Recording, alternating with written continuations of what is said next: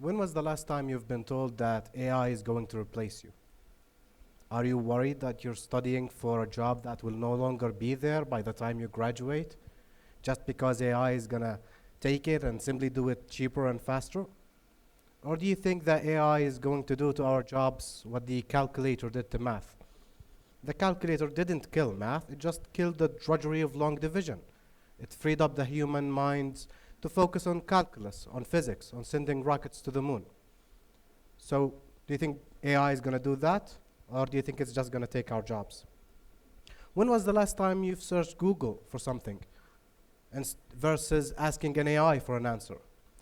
That subtle shift reveals something profound about how we relate to technology. And today, I'm going to show you what's really happening behind the screen. Today, we will be covering three main items. First, what are these new AI large language models? Second, the fierce debate between the AI believers and skeptics. And thirdly, how to become architects of this technology rather than just passive users. In the 90s, if you have wanted to know who won the 1974 World Cup, you would have gone to a library. A few years later, you would have said something, let me check that on the internet. Then, shortly after, something happened. We started Googling things. We started searching the internet for things. Google became a verb. And it's fascinating how technology changes our language. And recently, as you've all probably experienced, we are seeing a different shift. We have started using terms like, I asked ChatGPT or I asked Gemini. And what's even more fascinating is the term itself, asking. To ask something or someone implies a belief that this entity we're asking has a level of intelligence enabling it to both understand our questions and be able to answer it. So who is it are we really asking? What are these models? What are these LLMs? I'm going to try to answer that question for you, but it's very complex. But simply, they're text completion. Text completion software, the same one that keeps suggesting words for you to ignore whenever you're typing on your keyboard. But they're obviously much more sophisticated than that. They're very huge, very complex mathematical models that have practiced on huge amounts of data. We're talking about hundreds of billions of documents scraped from all over the internet. You can think of every Wikipedia article, every news article, every Reddit post. And these models would ingest this data and use it to do one simple thing, try and predict the next word in a sequence. So if you ask a model, what is an apple? All it tries to do, simply, is predict the next sequence of words, the most probable sequence of words, in order to answer your question. So if that's all they do, how are they changing our lives so drastically? How are they introducing new things for us to make our lives easier? How is it that almost everyone uses them nowadays, even some rely on them? It's not a surprise, to be honest. I recall a quote by Crowley in his 1917 novel, Moonchild. He said, "We are fettered by language to the crude ideas of our savage ancestors," emphasizing on the correlation between language and cognition in what is known as cognitive limitation. Simply, we cannot think of concepts for which we have no language. Our ideas are constrained by our vocabulary. Other studies have suggested that languages with more words for colors, their speakers tend to distinguish colors more easily. In what is known as linguistic relativity, our understanding of language decides how we understand the world and how we think about it. And these models are so complex and have seen so much training data, so much text, that they appear to understand language. So does that mean that they understand our world? When we talk about these models, we are trapped between two different viewpoints. On one side, you have the AI believers, who see a future where AI is essentially a digital god. It is an entity that will be able to solve all of humanity's problems, starting from climate change into unraveling the mysteries of the human brain. To them, AI is the final invention of humanity. On the other side, you have the skeptics, who would argue quite correctly that it's just autocomplete on steroids.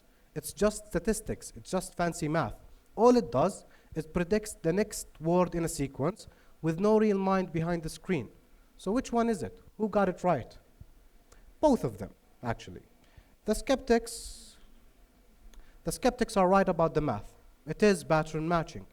What these models do is simply predict the next word in a sequence, as I have repeated countless times, but and they are probabilistic, and due to this nature, due to their due to this nature of trying to predict the next most probable word, the key word here is probable, they tend to favor average and mean outputs.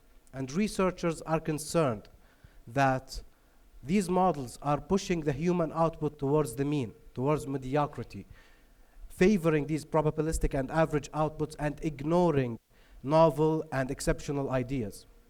Security researchers are also doing what security researchers love to do, make it harder and less fun for everyone else. By exploiting these models and understanding their underlying behaviors, they do some things like data poisoning, where they would publish articles with false information all across the internet and wait for the next poor LLM to ingest it. Attackers could use something like this to publish false information and control the narrative or influence public opinion. Recent studies have shown, and experiments have shown, that no more than 250 documents are needed to poison a model. 250 documents, even when it's trained on hundreds of billions of documents on the web. So attackers could use this to publish false information. They could also use this to publish malicious code on public code bases and wait for the LLMs to start using it whenever it's trying to solve your coding homeworks. So always be on the lookout. Always validate. What about the believers then? Do they get it right as well? Well, yes. They are right about the impact that AI has. Yes, they are probabilistic, but with enough compute and enough patterns, these models appear to show a form of emergent reasoning.